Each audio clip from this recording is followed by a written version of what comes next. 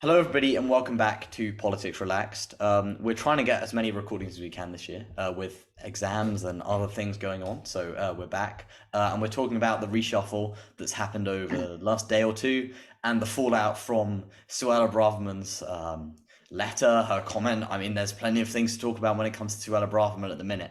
Let's get straight into it. I think let's talk about the headlines first. I mean, the two big ones, obviously, David Cameron coming in as a Lord into Foreign Secretary, and Suella Braverman out as Home Secretary. I think those are the big takeaways. So, any thoughts? Um, Obviously, it's a big, headline grabbing deal. David Cameron, former Prime Minister, returning, but it is as Foreign Secretary, and as important as foreign policy is, it's removed from the often more divisive, I would argue, issues of domestic policy. So he's not as in the public eye as much as the Home Secretary is. I mean, Suella Braverman, Priti Patel, they were all far more, I guess, public figures than Mhm. James Cleverly or Dominic Raab were. Um, Or so Cameron? yeah, foreign secretary is a role just a bit behind the scenes more than anything. So it's not like we will necessarily be seeing all that much of him, but it is nonetheless significant that he is back in this completely unprecedented move. And I think the main thing that says is that Rishi has no trust in any of his 300 or so MPs to fill that role for him. I mean, there's plenty in Parliament who have the experience that is necessary for one of the great officers of state. I mean, if he promoted like Greg Hands or something to foreign secretary, then No thanks. they probably wouldn't have like raised too many eyebrows. But no, we've got David Cameron back, and that's really sending a Talking about message, I Greg think, to. Hands. I'm not saying I would support Greg Hands as foreign secretary. It'd just be a much less Yeah, much yeah, less surprising move. yeah. I think I think it's a yeah, I mean it is a risk. It's a bit of a risk from Rishi Sunak. I think I mean, look, David Cameron is not the most popular. You look at his polling, he polls what 25% popular. He's well known, definitely, but I think you lose a lot of Remain people through his kind of messing up with Brexit, and you also lose a lot of Leave people who didn't like him because he campaigned for Brexit. So those are he's not particularly popular, and there was some snap polling yesterday from Sky News again about 25% of people happy with this appointment. I think it's risky, and the other thing is he is based. I mean, David Cameron is a big beast. He's somebody that does have sway within the Conservative Party. So if you delegate that foreign policy like agenda to David Cameron, that's a risk, and especially at a time when you've got Israel, Palestine, you've got Ukraine, Russia, all of that is going on in the backdrop. And the other thing is David Cameron can't be scrutinised by the Commons, at least at the minute. He's a Lord, he's not an MP, so those are two things that I think is going to be hard to contend with for people. I don't know if it's going to play off this risk, but it definitely is a major risk. Some would say some Rishi Sunak said it was back to the wall. You look at the polling, and this is a final throw of the dice. So I don't think that it's a final throw of the dice. I think that it's a brilliant move to bring David Cameron Of back into course. government. He of course, yeah, because he brings in with him 11 years as the leader of the Conservative Party and 6 years as Prime Minister. And frankly, he did a fantastic job for the great part of both those roles. He modernised the Conservative Party in a massive way. It was much more than just a new logo that he brought to the table. He brought the A list, for instance, to elections, which saw a massive increase in diversity, and he brought wonderful policies that were orientated towards the issues of climate change, for instance, and socially liberal policies such as, of course, same-sex marriage, which he played a massive role in legalising. And so he brought the Conservative Party from an unelectable party to a party that people could buy into, could be excited by, and provided a real vision for the country. He then obviously became Prime Minister, and he did a fantastic job in a great deal of areas of policy. For instance, I think the universal credit was a great thing. that was introduced. We saw obviously Probably the only person who thinks that. under the austerity measures, which have always been maybe, but under the austerity, actually, I think this is an important point actually, because something that's really critical is that government isn't here to be complex for the populace, right? Government is here to be something that people can understand. We got that through. We got that also. No, we also got this through. No, but hang on. But we also got this through gov.uk, which of course compiled the mess of our digital footprint as a government into one single website where people can find everything they need to know about their relationships with government. And it's the same thing with universal credit. That just makes things easier for people who are in need of welfare and benefits. And of course, we saw, budget deficit was halved. Of course, this was critical. This was what he wanted to do. He came in and he did it. He halved the budget deficit. So he did a great job, albeit like I'm unhappy that he resigned as PM, right? But I'm delighted to see him back in a role he's going to enjoy. He's going to flourish in. He has the respect of international leaders, and he's going to do a great job promoting Britain's interests across the world. Okay, but is his foreign policy credentials really like? Was his time in office, his foreign policy, was that a success? Yeah. I mean, you have to have some I guess, empathy for any foreign minister, because foreign policy decisions are very hard to make long term, really. But from what we saw of David Cameron, he was very much responsible for bringing us closer to China, which hasn't worked out in the long run. With Chinese relations are probably the worst they've been in 20 years, if not, well, probably more than that. And the interventions in Syria, while not necessarily, that sort of thing wasn't the most controversial at the time, but as it ramped up, it has gotten more and more controversial, particularly with just the idea of meddling in the Middle East. Western meddling in the Middle East has gotten more and more unpopular, and the mistakes of the Iraq war and that war in Afghanistan have been looked upon, and David Cameron is partially responsible for that, for escalating in Syria. So as Foreign Secretary now, it's not exactly like he has a stellar record. Yeah, let's not lose sight of the fact that the reason he left office was Brexit. It was a foreign policy decision, a foreign policy mess. This is a guy that has very little successes when it comes to foreign policy, and notably, Cameron, in your listing of his successes, there was nothing to do with foreign policy there. And I again, you also look, he's got his big lobbying scandal. I mean, you've got Greensill, and obviously he was lobbying for China and the UAE, and now he's back in government. And I heard on Sky, I think they had a joke that, or they made a joke of this, but it was quite a serious point that Tony Blair and David Cameron sat down and chatted about this, and Tony Blair said, was it? Yeah, he said to David Cameron, he was like, "Oh, you're gonna have to declare your interests when you go back into the Lords." So I guess we're going to be seeing David Cameron's interests, which will be interesting to see. So what I would say about the appointments that you've mentioned is obviously, he did do a number of things after being Prime Minister. He served in a number of positions, and many of them were in order to do good. He played a massive role. You just had to look at his social media and Greensill. You just had to look at his social media feed to see how much he's been promoting the cause of Alzheimer's research as his in his role as president of Alzheimer's UK, which is a great thing. It's a really great thing. What about the rest that involves him lobbying for foreign governments, now being obviously one of the top people in the government to do with foreign affairs? Totally, and that obviously that stops now. His role as foreign secretary, but it still doesn't encompassing.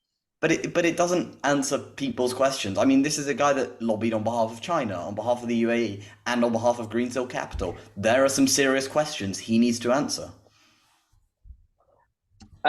Yeah, I think that he has answered them. To be fair, in terms of the Greensill scandal, there was a Treasury committee investigation into it, and we saw the outcomes of that. And look, and David Cameron's been clear that it was right for that process to be respected. And look, but ultimately that is in the past. That has not been harmful to anybody in particular, and it doesn't infringe upon him when he's doing his role as Foreign Secretary now. You're telling me that him receiving money from and doing lobbying on behalf of the UAE and China will not impact his role? Of course it will. No, it won't, because that all stops with his appointment as Foreign Secretary. No, And I know that, but David Cameron yeah, David Cameron is a very intelligent, sharp guy, and obviously he knows that he needs to give his full commitment to the position of Foreign Secretary, and he's got some massive issues to deal with, whether it be Russia, Ukraine, or Israel, Palestine. The conflicts in the Middle East are numerous. Yeah. So he has to approach that from his role as British Foreign Secretary, and I've no doubt in his ability to do that. All right, so I think we have like covered the green sauce stuff. I mean, I think if you look to he was asked about it. He did a pool interview yesterday. I think it was with Chris Mason, who did ask him about it, and he did kind of what Cameron did just there, which is basically just ignore it and talk about his role in Alzheimer's Research UK. Which, I mean, it's nice to hear about, and it's great that he was doing all that work. But there are still some pretty serious questions I think he's got to answer. I mean, the other big thing is obviously he's now sitting in the House of Lords. He's the first person in a great office of state since 1981, I believe, to occupy the role whilst 82. being a Lord. Is it 82? Oh, Piers, I was so excited about that statistic, and then I got it wrong. But since 82, and I know that, I mean, Lindsay Hoyle yesterday talked about scrutiny, and that there are certainly some I don't know, some difficult things there in terms of he's not going to be able to be asked questions by MPs, which is slightly worrying. Well, this links into a bit what I was saying before, where for the Foreign Secretary, I don't think that it's the worst situation. For the Chancellor or the Home Secretary, yes, you definitely want the shadow to be able to criticize what their actions are, but for the most part, across the two parties, there's very little differences in foreign policy. So any questioning that is going to take place, unless it's about David Cameron's private affairs, in which case that's understandable. It's not going to be particularly controversial, I guess, or divisive. I think in terms of House of Commons accountability, look, I mean, obviously it's not ideal to have a senior cabinet minister as someone who's not an MP. No, I totally accept that, but that's not to say that his department is not going to be accountable through questions to the Foreign Office, and ultimately, it's not questions to the leader of the department; it's questions to the government department as a whole. That's how it works in the House of Commons.